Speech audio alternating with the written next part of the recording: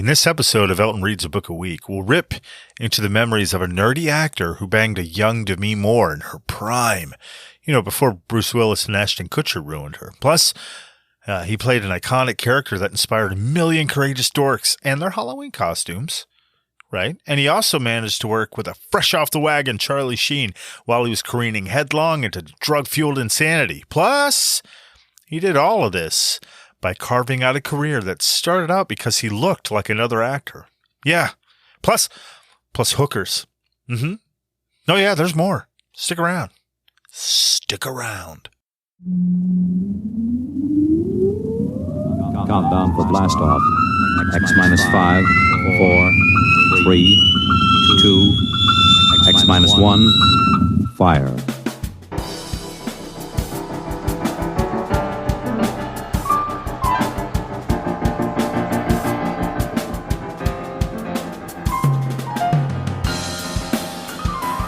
Hello, and welcome to Elton Reads a Book a Week, a podcast that's so cult, its audience is just you. My name is Elton, and I read a book a week. Before I get to the book, though, some updates, I guess. I don't know. It's kind of I guess it's housekeeping, but I hate housekeeping is such a stupid, but I mean, there it is. It's housekeeping. There has to be a better word for it, whatever this part is. Anyway, it's the state of the podcast update address. I don't know. I'll get it over with quick. Anyway, I've been tweeting a lot more, shouting out into the void, if you will.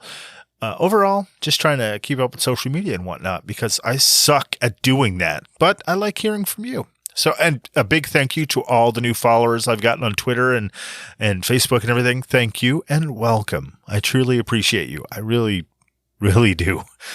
I've been putting up Twitter polls to decide what episode to do next, what book it's going to be and all that. That's how I got this one. So if you want to participate in that, follow the podcast at Elton Reads a Lot on Twitter or any of the other social media platforms. Just search for this, just search for Elton Reads a Book a Week. You'll get it.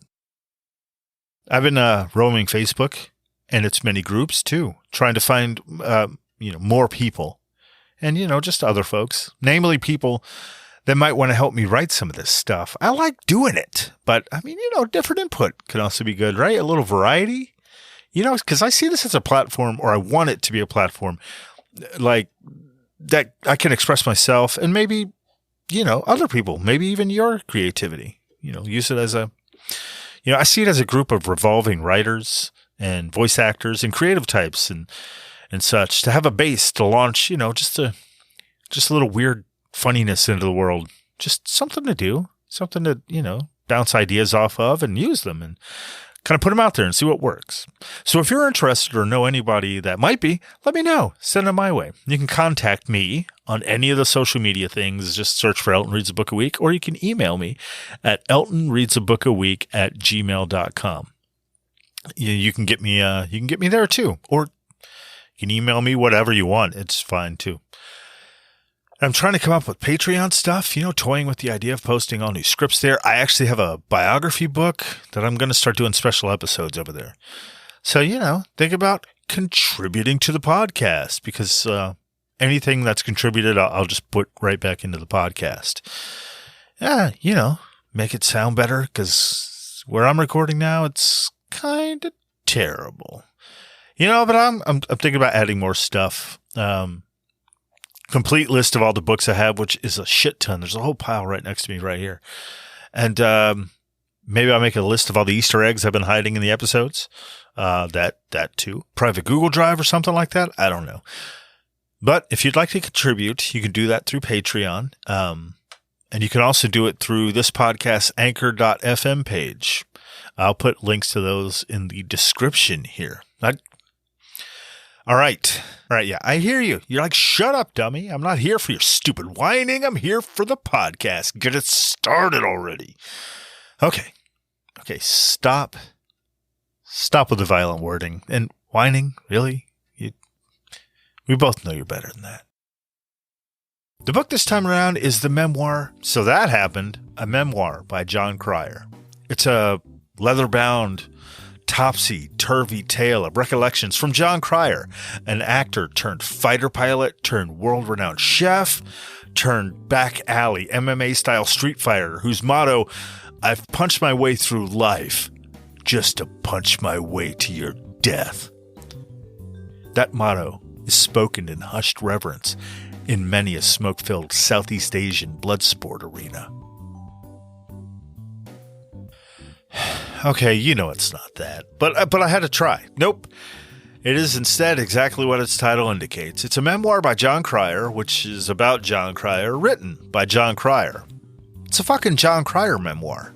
John. Okay, look, if we're being honest here, friend, I had to look up the difference between an autobiography and a memoir. I mean, I know what a memoir is, which is from the French word mémoire, meaning memory or reminiscence. Anyway, I know what that is, more or less. But I was thinking, isn't a biography also written by the person it's about? I mean, is there a difference? Really? I mean, there has to be, right? Or do the French just toss out cooler sounding words that mean the same thing for things? As it turns out, from a technical standpoint, they're the same.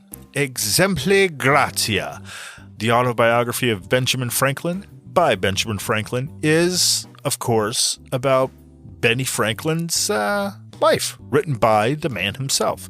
The same is also true for a memoir. However, the difference lies in the style and the content of what is written about that life. An autobiography is a person's whole life, from birth through the time of the writing of it, basically. I mean, they can't write about the death part yet because, dead people can't write. A memoir is more of a highlight reel of life events and specific memories rather than year-to-year forensic progression through a person's timeline. Get it?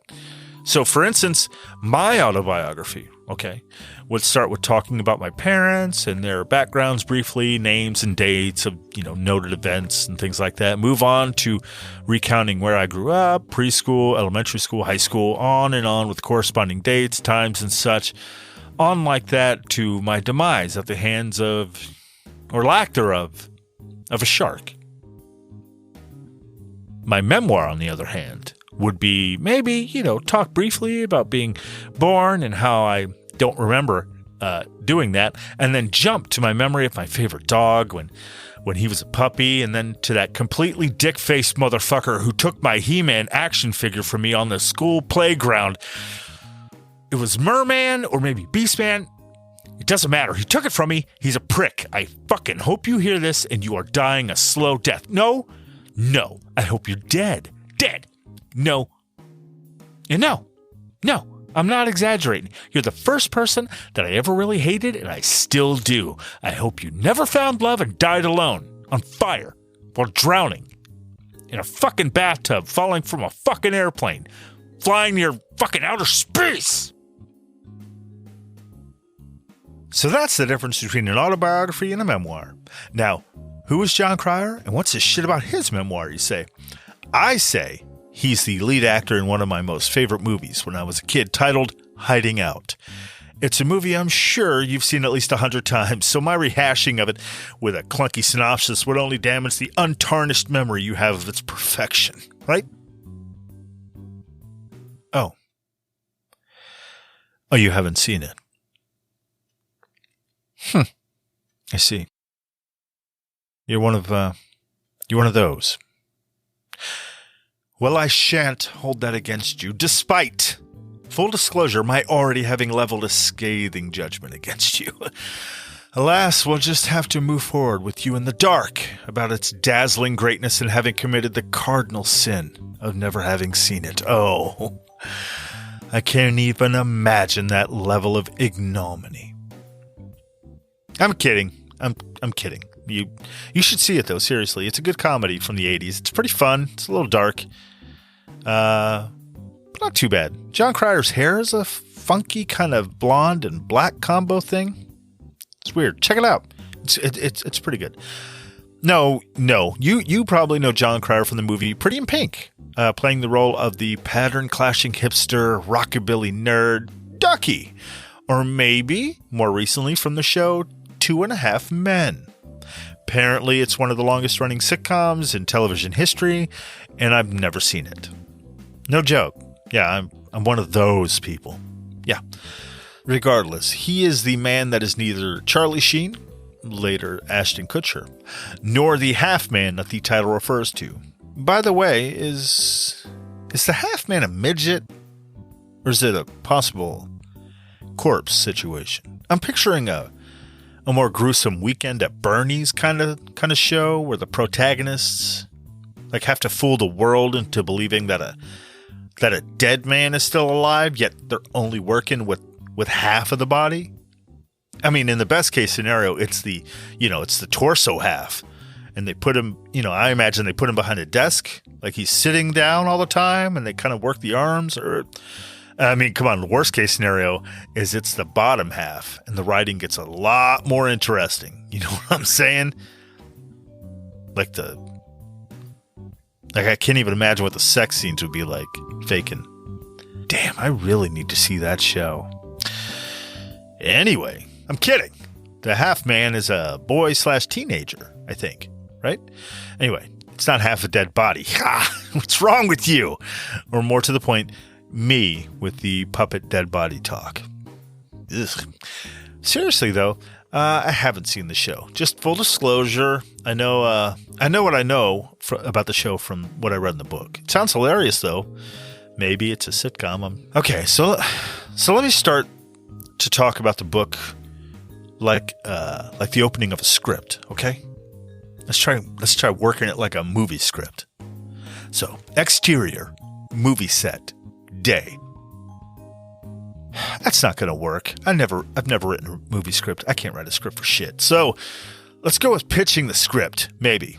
I've never done that either, but fuck it. I mean, okay. So we open on a hot movie set in Phoenix, Arizona. It's 1983, and a young, fresh-faced Jon Cryer gets doused with fake bird shit. Bird shit that John refers to as bird ejecta. That's a thing I learned from this book, which is great to learn stuff from books. Ejecta, meaning material that is forced or thrown out, especially as the result of a volcanic eruption, meteoric impact, or stellar explosion, which is the best way I've ever heard to describe projectile diarrhea. Thank you, Jon Cryer, for expanding my scatological vocabulary. I'll be forcing ejecta into every shit talk I ever described to someone. And I'll do it in detail, too. Which is, more people than average. I don't know how I worked that into so many conversations, but it happens. Gross. Anyway, it gets me stared at, sure, but knowledge is power, and sharing is caring. Regardless, this book is worth buying just for that lesson. Ejecta. Moving on. The movie's director is Robert Altman, an extremely talented motherfucker, and he envisions the scene ending with birds shitting on everyone. One of those people being a young Jon Cryer. The bird ejecta is ordered from the special effects department, and Altman, the director, has climbed up on a ladder over a young Mr. Cryer and proceeds to spoon fake bird shit on him until he's satisfied that he's been shit on enough. End scene. Everyone claps. It's brilliant. The camera pans to a digitally inserted Edward G. Robinson, naked from the waist down. He smiles while twisting his hips back and forth, causing his huge penis to slap against his thighs. Slap, slap, slap, slap. The movie instantly garners the Oscar for Best Picture. The end. I added the Edward G. stuff, but of course you pictured it, and that's weird. And the fake bird shit is true. That part is true. And books that open with a cold open, which is what this did, it did open like this. It does open like this. They're the best. However, I believe it is, in my thoroughly expert opinion, the wrong opening for this book. No, I think Mr. Cryer would have done far better by starting it off with this hooker story. Well, one of them, anyway, kind of. It goes kind of like this. John was in a bad state after his divorce. He just wasn't feeling quote-unquote dateable. What that means, I don't fucking know. I've never been on an actual date. The idea of dating always seemed to me like a like a vanilla safety word used in movies and TV in place of fucking or going out with someone or whatever. Why people need to hide behind words like fucking dating, not fucking dating, but why they have to hide behind words like dating, I'll never know. Jon didn't feel he could land a woman, is what he was basically saying. Yet, he wanted to, what's a safe TV-friendly way of saying this?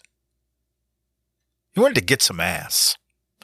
He wanted to, knock boots, check the oil, do the no pants dance, ride the skin bus into Tuna Town, take one eye to the optometrist, make a full pecker report for Kinsey. Okay, the Kinsey one was mine, but god damn it, aren't euphemisms for sex fun as hell? Better than shit like dating. Where was I? Oh yeah. Jon wanted to quote-unquote date, but wasn't feeling quote-unquote dateable. So he decided to pay someone for company and certain intimate pleasures. Those are his words, not mine. Jon wanted a hooker. Charlie Sheen suggested a few online purveyors because, of course, Charlie Sheen knows where to immediately score a hooker when asked offhand. Hey Charlie, would you know the number of a good mechanic? My car's been acting up. Mechanic? I'm Charlie Sheen. Why the fuck would... maybe my driver? I don't know. Maybe my assistant. They might think... I don't know. Maybe... you know what? Scratch that, Charlie. Do you know where I could rent a woman's vagina? I can name 7 websites right now off the top of my head. Do you want them alphabetically or likely availability by radius from our current location? Because I can do both right now. Jon didn't use Charlie's recommendation, instead finding one through another vendor. And he did the deed on multiple occasions with the same professional sex worker. I'm trying safety words, so... What he found was that he spent a good deal of time just talking with her, rather than, getting some stank on the hangdown, smacking the salmon, going home with the box the kid came in. I could go on like this forever. So much fun, but neither the euphemisms or the talking is the point. It's bravery. That's what he should have led with. Just keep that in mind. Okay, Jon Cryer was born in New York on April 16th, 1965, a birthday he shares with Charlie, not Sheen fucking Chaplin, motherfuckers. I love Charlie Chaplin. A lot of his movies are on HBO Max. If you get a chance, check them out. You won't be disappointed. Jon Cryer, however, isn't Charlie Chaplin. Other than splitting a birthday cake, they're only vaguely similar. Both are actors, both lean heavily comedic in their careers. Their last names begin with a C. They've both written, directed, and produced movies they've starred in. And that's about it, I think. Charlie was English. Cryer was American. Charlie was a silent era movie star. Jon stars in movies with sound and is rarely silent in them. Charlie is very clearly dead, and Cryer isn't. You get the idea. Jon was born to Gretchen Kiger. Kiger? How about Kiger? Because it's spelled Kiger, like tiger. So Gretchen Kiger. I'm going with that. She was a playwright, songwriter, actress, and singer. His father, Donald David Cryer, an actor and singer who originally studied to be a minister, they were both performers on Broadway, which was Jon's quote-unquote into the world of show business, of course, because his mom secured his first job. It was a small television spot. Fucking nepotism. I'm kidding. His parents don't own all of the actings or whatever, let alone control over who gets a fucking job or not. Anyway, seeing them do their thing in the world of their thing gave him the inclination to do that thing. It's kind of like the hitman business, if you think about it, right? You see your mom and dad mercilessly kill some poor sap that had a contract on his head, and you think, man, I think I might want to do that one day. Just stare a man in the eye and say something cool like, it's nothing personal, just business. Or Jimmy Scalante sends his regards, and then blam, blam, double tap. One to the head, one to the chest, for certainty. you know. And then you swoop into the local, mafia dispatch office to pick up your money. Thanks for the check, Bruno. It was so fun. I feel like I should be paying you, Now I'm off to buy another Cadillac and take a class on how to dispose of dead bodies. Okay. Bruno, of course, cracks a snide grin and says, "Oh, you paid killer types. Nothing but a bunch of wise guys." I have no idea how murder for hire works. It's a really bad example. Jon knew little about what acting was all about. He was young and only knew what he knew about acting by hanging out backstage when his parents were in a show, like during the original run of the Broadway musical 1776. He would see the goings-on of the performers, them playing the role on stage and then instantly transforming back to normality, back to being just normal when they came off and then back again when they went back out, which, oddly enough, is more than most people know about acting. The musical 1776, for those who don't know, including me, is a musical dramatizing the debate within the Second Continental Congress over the issue of independence and the ratification of Thomas Jefferson's Declaration.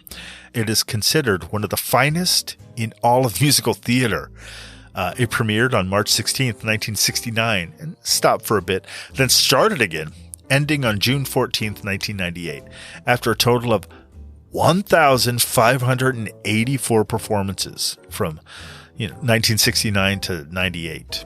It would have been awesome if it was 1,776 performances, but, that's just me. Anyway, it was due to make a comeback, a revival kind of thing, on the back of Hamilton's popularity, the Hamilton musical's popularity. But they were going to stage a comeback for 1776 in 2019, but fucking COVID. Goddamn viruses have no respect for good musical theater. So back to Johnny, with his singing and acting parents. Being raised by performers wasn't enough to jostle Mr. Cryer onto the path of acting. No, it was something else entirely, but of course directly related to it, obviously. He admittedly was just your average gaming / book / comic book / movies / television / pop culture nerd. Sounds vaguely familiar. So it took him a little while to catch the bug, as they say. They, of course, being Satan-worshipping geriatric gang-banging sex cults. Still with me? I tossed that in there in case you were, drifting away. I'll say it again. Satan-worshipping geriatric gang-banging sex cults. Go throw up if you need to. Now, back to our regularly scheduled non-sex cult program. Personally, I've always been interested in the strange little worlds that people live in. Like worlds so familiar and normal to those living in them, yet unusual when seen from the outside. Sometimes they have peculiar ways about them that those on the outside have no idea about, yet also sometimes they wish they'd known about, because it would have unlocked a trajectory that they craved or wanted to be on. Like, take for instance the acting trade that Jon Cryer is obviously in and is in. There are a lot of ways to be successful in it and lots of ways to break into the field. Some are easier than others, obviously, but the most difficult hurdle is knowing how to, or, where to start navigating your way into the sexy, drug-laden money, fame, and all the golden, jewel-plated statues that come with being an actor. Jon's way in was partially via his parents already being actors themselves. That helps because they're already in that world already. Being working actors and singers, they're involved in that world daily, and they know how to start into it, or how they got into it, and how other people do already, because they're in that world. They're already wired into relationships and procedures to get started. That doesn't help everyone else on the planet who doesn't have acting parents, but it was true for Jon Cryer. For me, it's just weird to think about. Like the children of artists being able to take up their parents' field simply by being their child. It just seems easier. It seems obvious, but it's like they have a secret, It's still interesting to me. I don't know. Like, take, for instance, a person interested in entering acting. Okay? We're just stick with that. A person interested in entering acting, can go to a high school that focuses on performing arts, which I really didn't know existed. And they can attend an acting camp. What the fuck is an acting camp? Jon went to a performance art camp called Stage Door Manor in Loch Sheldrake, New York, which over the past 40 years has trained thousands of young actors, many of whom have gone on to a little bit of success in film, television, and theater, including a couple of nobodies that you might not know of, named Robert Downey Jr. and Natalie Portman, among others. It's still in operation today. Not sure how it's working with the pandemic, really, but a session at the camp, which runs for 3 weeks, costs around $6,000-ish. According to the website, the average attendee goes for 2 sessions out of 3. Out of the 3 they offer per year. So $12,000 for the basic run. There's an application and tryout process. So get to fucking work if you want to go. Or your kid to go. They don't take adults. Adults, of course, have to break into acting the old-fashioned way. Sucking dick. No, I'm kidding. No, it's being molested by a Weinstein or Kevin Spacey type who promises to make you a star if you're down for an inappropriate sexual assault style diddle. Everyone knows that. It's an ass, grass, or gas. No one rides for free type of situation. Just make sure to spritz down the casting couch first. It has a few miles on it. I was going to go somewhere far more gross than that. You should be proud of me. I pat myself on the back for not mentioning cum once. I mean, I won't mention it again. Jon Cryer's motivation to attend the camp was to tag along with a buddy of his and to get it on with girls. I can attest to the fact that girls like the performing arts, musical theater and theater in general and the like. I myself took drama while in high school for the same reason Jon did, as an excuse to be surrounded by the ladies. If I had known drama camps had existed and that they were rife with women, I might not have pissed away so much time half-assing my way through Shakespeare trying to look down girls' shirts. And instead, maybe if I had put a little more damn effort into it, maybe I could have developed some talent, auditioned, and attended a camp for the performing arts and looked down way, way more girls' shirts. Fucking 2020 hindsight horseshit. So many missed opportunities to disturbingly creep on unwitting titties. Young Elton, damn it. Though, from what Cryer says about the kids singing on the bus ride to the camp, the attendees are mostly interested in musicals and all the annoying trappities that go along with that. I mean, I imagine these kids can probably carry a tune with the auditioning and all that, but I don't know if I'd be willing to risk that.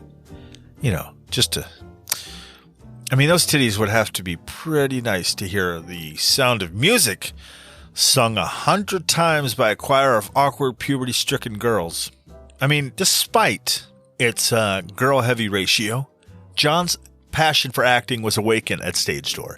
It was while performing a tiny role in an ecological musical called Earthlings that Jon claims to have been bitten by the acting bug. His character, a businessman, was introduced with the line, "Joe was a very rich man."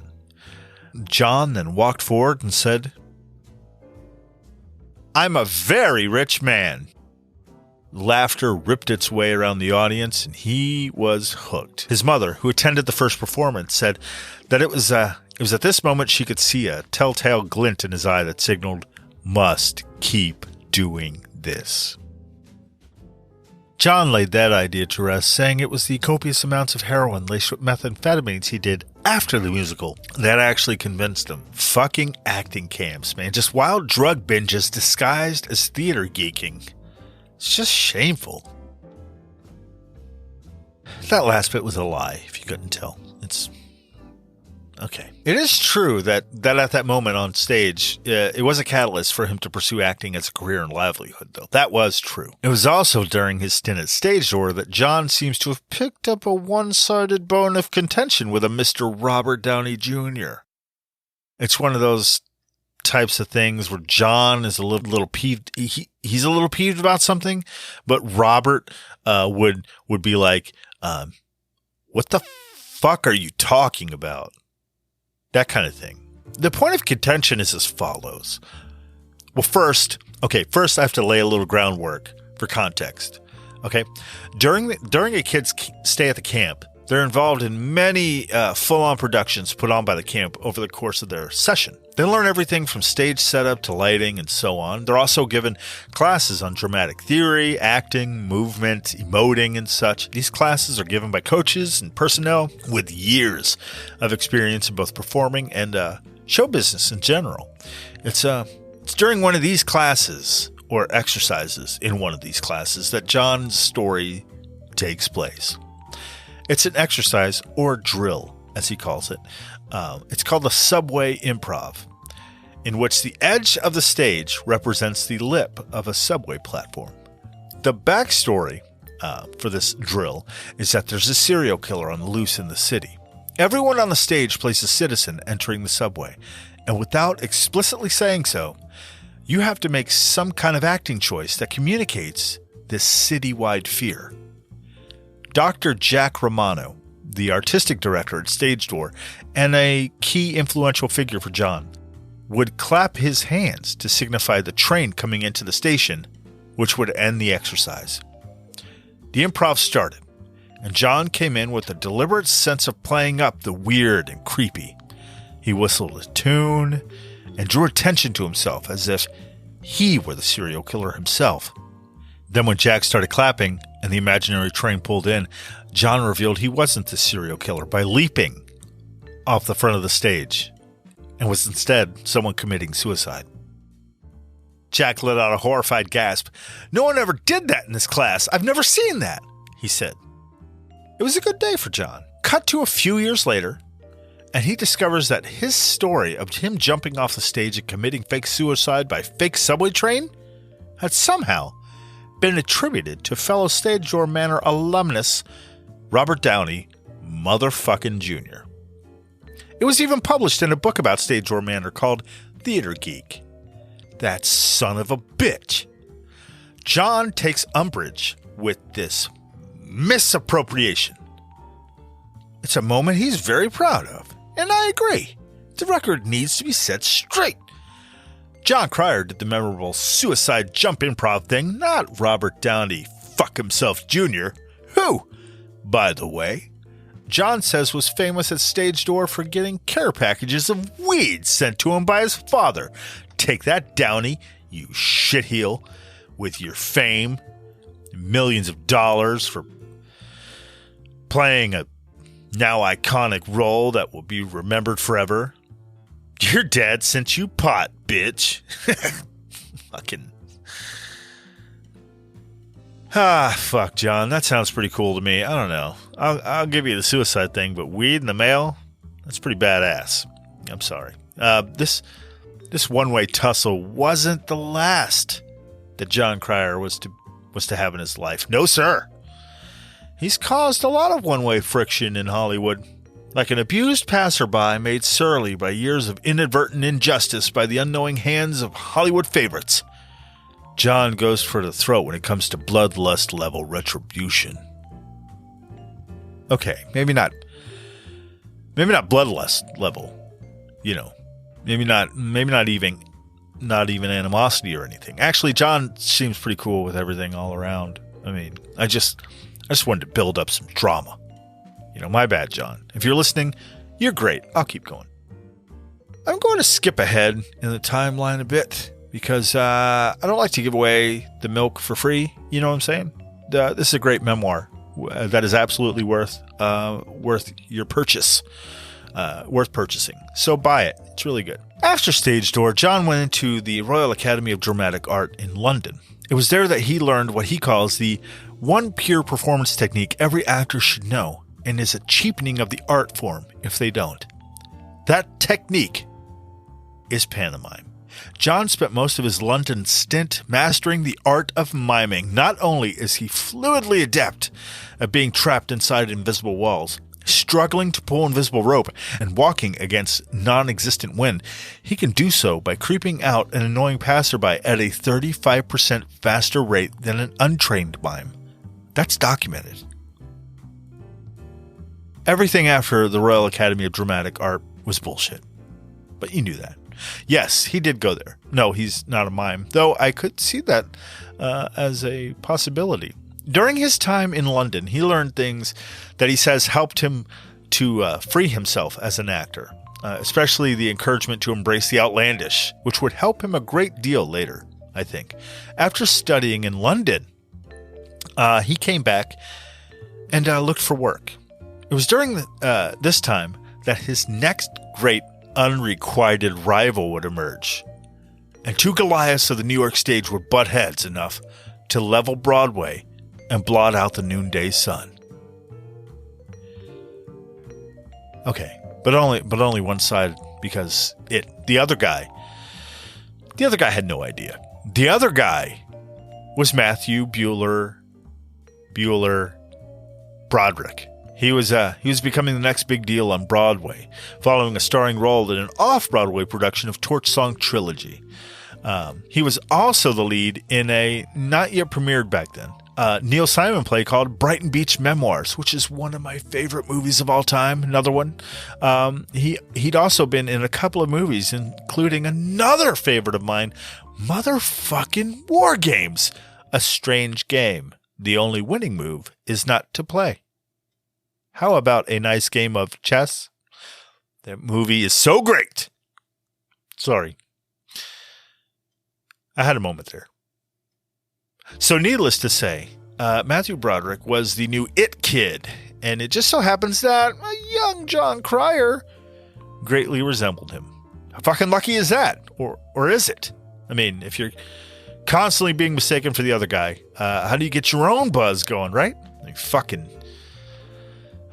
Broderick, always outdoing John with his similar facial structure. That son of a bitch.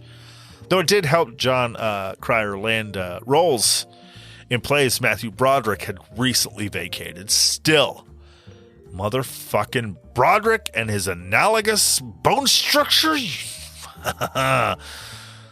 But John did well. He leveled up in the acting world. He was auditioning for movies after his successful run on Broadway. And, Robert Altman wants to meet him to fit him for some fake bird shit. That movie was called O.C. and Stiggs. As of my writing of this, you can find it on YouTube. I'll put up a link on Twitter at Elton Reads a Lot. Be sure to follow it when you're there. That's a plug. Okay, the fake bird shit scene is about 33 minutes in, just so you know. Now technically, this is the first movie Jon Cryer was ever in, but it wouldn't be released until 3 years after it was filmed, long after other movies he was in after that one was filmed, after they had already been in the theater. Get it? So it's another way that Hollywood fucks with the audience's sense of reality. You're like, man, how is he in so many fucking movies so fast? It's because he worked in them years ago and they just release him now. It's fucking weird. Anyway, well, now John's second movie, though, released first, was co-starring a young woman he'd have a awkward relationship with, one Demi Moore, a.k.a. Demi Sexy Smoky Voice Moore, a.k.a. Demi Brat Pack Moore, a.k.a. Miss Demi Divorce Hard Willis, a.k.a. Demi, let's overlook the weird age gap, Kutcher. Okay, no more AKAs. And this is the time Jon Cryer and she were knocking boots, bending her over the barrel and showing her the 50 states, bone storming, doing the dipsy doodle, entangling the lower beards, doing the four-legged foxtrot, shampooing the Wookiee, thumping thighs. You get the idea. Who knew there would be so many sex euphemisms in this episode? Jon Cryer, you're an inspiration. A disclaimer, by the way, John never explicitly said that they were fucking, but he did say they kind of dated, which I took to mean kind of fucking. It was during the filming of No Small Affair that they began hanging out together on set and off. They were inseparable, palling around in Demi's convertible that had no brakes, because young actors in the 1980s put money where it needed to go. Cocaine habits and Aquanet hairspray. Priorities. God damn it. According to his telling, Jon thought their relationship was more serious than she did. When filming was wrapped, she just went off to date other people and party, while Jon was pretty sure he was still her boyfriend while she did it. That wasn't the case, however. She went off to enjoy her rebellious party years deep into middle age, while he saddened and moved on. Things like that happen. You know, you get really close, you have a fun relationship for a while, one you think will go on for years to come. Then something happens and some bastard kid walks off with it on a fucking playground. I hope you're living a life that has been stripped of every ounce of happiness, dickhead. Merman deserved better than you. Or maybe it was Man-at-Arms. Moving on. Despite starring in a few movies, Jon leaned more toward Broadway. Mainly because the movies he did were, fucking tanked. They fucking tanked so bad. They were bad. That is until he auditioned for a movie written by one of Hollywood's most famous reclusive geniuses, John Hughes. The movie was called Pretty in Pink, and when we come back, we'll explore the movie that made Jon Cryer a star. Stay tuned. Sorry, it sounded like a good dramatic break. Stay tuned? Wait, what the fuck? Did you think I was going to cut to a commercial or something? Fucking, I wish. Then I'd be getting paid. Of course, glorious day. What was I? Right. Jon Cryer is in Pretty in Pink. Right off the top, I'm not going to give you the whole nut. All right? I'd rather Jon did that for you via his book. If you want to know all about it, for God's sake, pick it up. You won't be disappointed. There's a lot of Pretty in Pink stuff in here. The whole dance scene thing. He goes, he tells that whole story. A lot of good stuff. You will really like it. Pick it up. I will continue with my awkward Jon Cryer feuds, though. In the case of the Pretty in Pink cast, there was some weirdness. For those who aren't familiar with Pretty in Pink, it's one of John Hughes's high school dramedies, Brat Pack trilogy movies. The Brat Pack is a nickname given to a group of young Gen X actors who frequently appeared together in teen-oriented coming-of-age films in the 1980s. First mentioned in a 1985 New York Magazine article that said, "This is the Hollywood Brat Pack. It is to the 1980s what the Rat Pack was to the 1960s. A roving band of famous young stars on the prowl for parties, women, and a good time." The young stars were Emilio Estevez, Anthony Michael Hall, Rob Lowe, Andrew McCarthy, Demi Moore, Judd Nelson, Molly Ringwald, and Ali Sheedy. Unfortunately, Jon wasn't considered part of that mix. My guess is that he was too busy not being old enough and not saddled with enough substance abuse problems. Whether his positioning as an outsider of that group had anything to do with the awkwardness between his castmates is anyone's guess. Okay. However, there was some shit that wasn't right. Molly Ringwaldenson's son and Andrew Senator McCarthy weren't very friendly with the Cryer. No. Jon, ever the friendly playmate, actor person, felt that since his previous movie experiences were more of a team effort kind of thing, everyone was chummy, let's have fun kind of affair, why should this one be any different?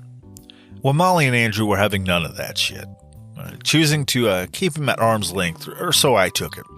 This was despite Jon's many attempts to buddy up to them. On one such occasion, he even played a light-hearted practical joke involving sedating Molly, staging a fake murder scene around her unconscious body, then rousting her awake with blood-curdling screams of, "My God, Molly, why did you stab Andrew to death? He was only offering you a blow, and you cut his face off, Molly, his face!"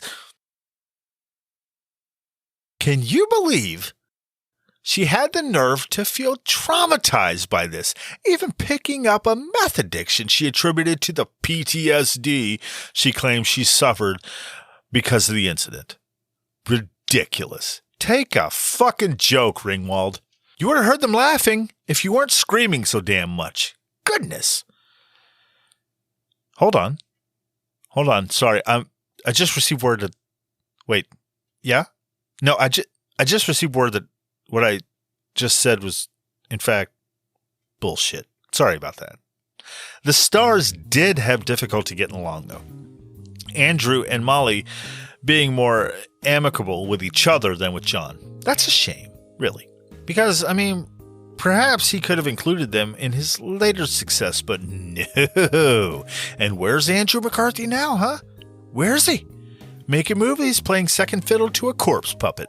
It's a tough break when the star of the movie you're in is a man playing dead. He literally fucking lays there and gets higher billing than you. The corpse's name is in the fucking title.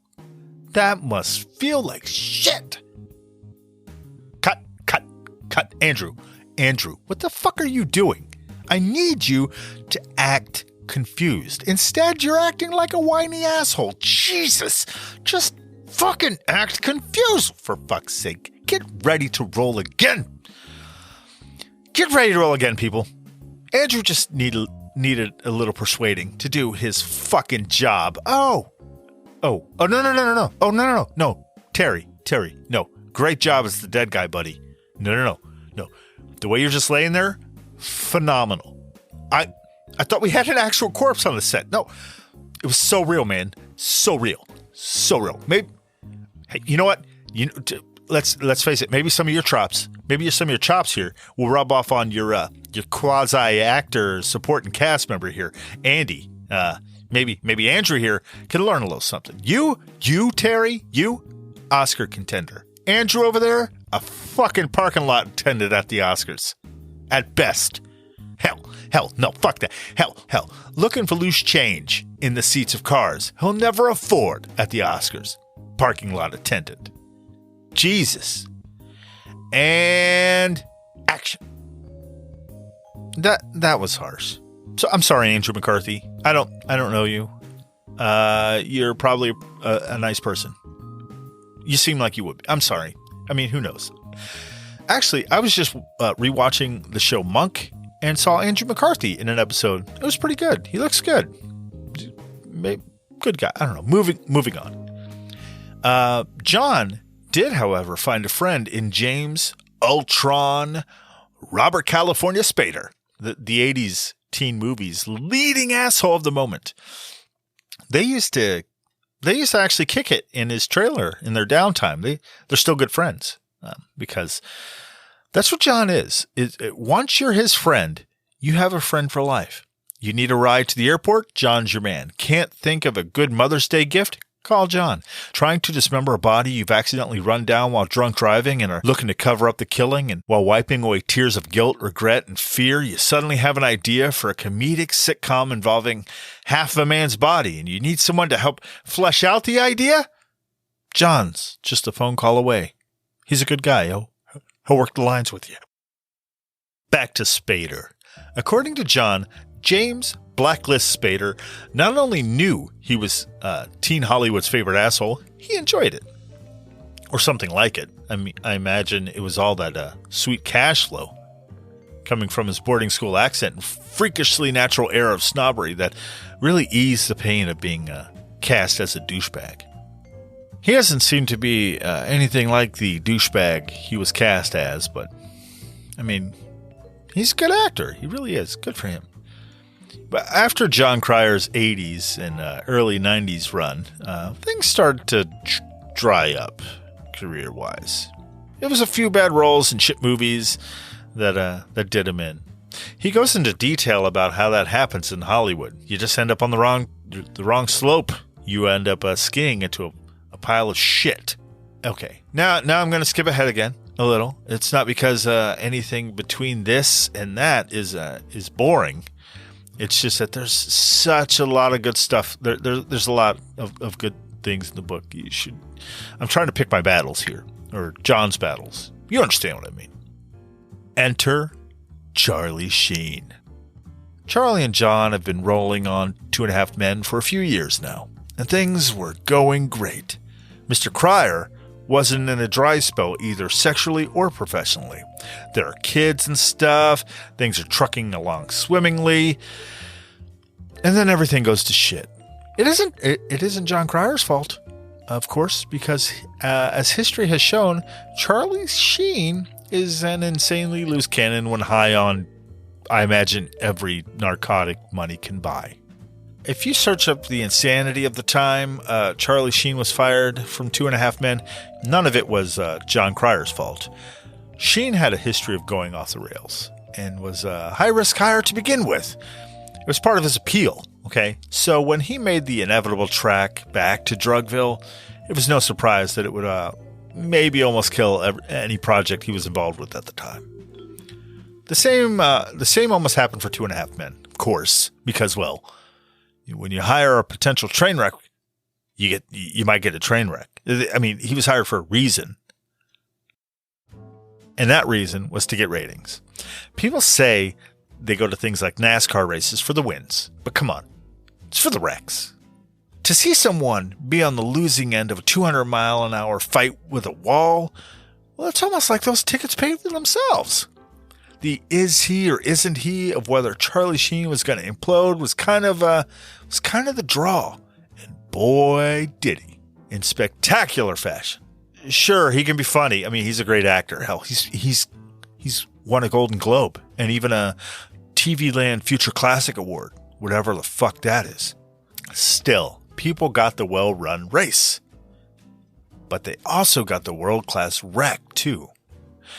I watched an interview from that time, from back then, just to refresh my sense of the crazy, and whoo boy, did I put a rosy gloss on the guy. I mean, when asked about in this interview I saw, when he was asked about the last time he did drugs, he stipulates that he couldn't recall in a very wonky. He said he couldn't recall. Pro tip, folks: if someone looks like they're on the tail end of a week-long bender and they say they can't remember the last time they got high, it's because they just got high. All right? That's why. Back then, he was a mile-a-minute narcissistic rambling mess. Hashtag winning my ass. Get that walking midlife crisis motherfucker some therapy and a nap. Side note, by the way, Mr. Sheen is currently lying low after sabotaging his own career. Reportedly, he's going to therapy regularly, and my guess, also napping. Okay. In the midst of the freakout, Jon speculates rather lightly in diplomatic fashion, as most Hollywood actors and people in that community do. He speculates that Charlie lost his shit. It was something about shyness or problems with authority and confrontation. My guess is Charlie missed a beat and thought, what the hell? I mean, I've been sober so long. What's one line of coke gonna hurt? It's a party. And the slippery slope wrote the rest of the story for him. He did burn every bridge he crossed at the time, though, including insulting Jon, which he later apologized for, sort of. He called him a troll or something? I don't know.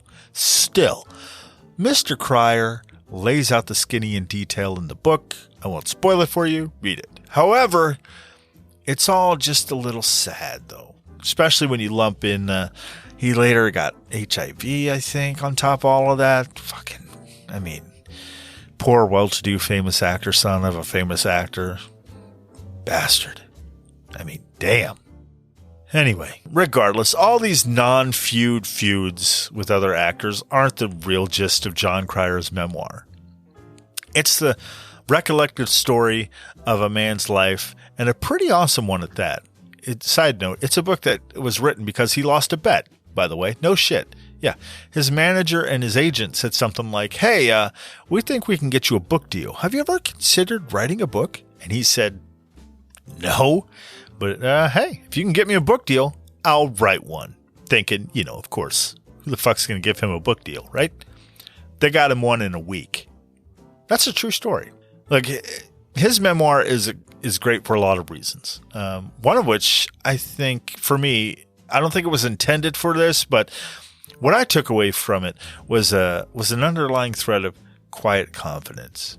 Jon paints himself throughout as a quiet outcast of sorts.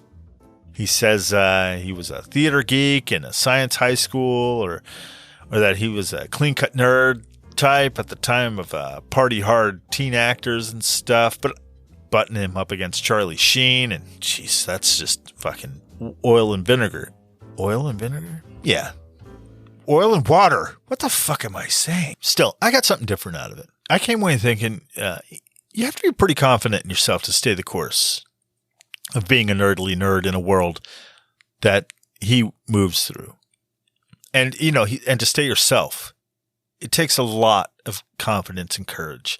It's easy to fall in line when expectations almost dictate that you should have a cookie cutter persona. And he didn't do that. He stayed himself, He's a clean cut, effeminate guy that's mistaken for being Jewish and Matthew Broderick a lot. And he's all right with that. That's a strange course to hold yourself onto on purpose. That's why I thought he should have led with the hooker story. Because there he was, a lonely guy, a mostly famous lonely guy, who was horny and had no prospects on the horizon, for a relationship. Does he sit around moping, thinking, man, if I go web shopping for ass, I'm going to end up on some tabloid cover or a gossip show. They'll be rerunning it from here to Israel, man. But no. Instead, it's safer for me just to suck up the loneliness and stick to my room. That won't hurt my career. Just another Saturday night, but I ain't got nobody. I got some money because I just got paid. Now, how I wish I had someone to lay pipe on, just ass. Damn it. Can't I just get some ass? Man, I wish I had a woman. And then he howls sadly at the moon while masturbating furiously, and then he kind of just doubles over a little bit, fading into a gentle sobbing, like hey, that one weird. But you get my meaning. No, he took his problems, but he grabbed him by the nuts. No, see, he took his problems by the testicles, and he phoned up a hooker. Not just once, but multiple times. That's guts, friends. That's lionly courage of a different color. Yeah, that's a mix. I mix those references. Still, courage. I couldn't do it. I'd have hung up half a dozen times and never called back out of fear that my number was being traced and the police were on their way. Plus, he wrote about it in his fucking memoir. That kind of stuff lives on forever. Maybe you don't want to preserve that for posterity, but Jon has that underlying courage, I think, that mutters, fucks all of you. The hook of shit staying in because I'm me and that's what I do. Bam! Murder for hire. Maybe not murder for hire stuff, but still, that confidence is there, and that's pretty badass in my book. Not that I have one.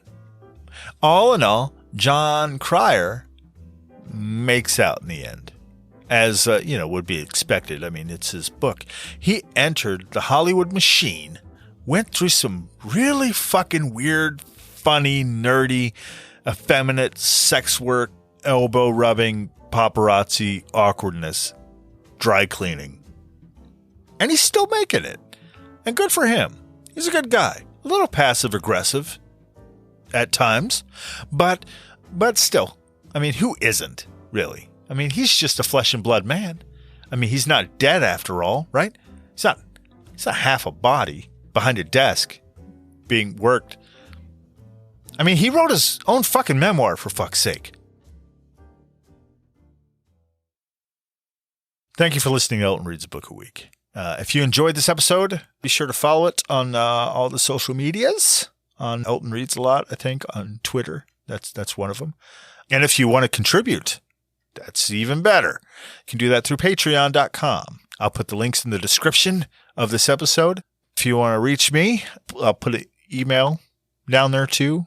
down there, like I know where this description is going to be found, like it's universal. It's not. Anyway, so thank you for listening. I truly appreciate it. I really do. Thank you. And, please, if you can, and I know you can, start a book this week. Okay? Don't let it die out. Thanks.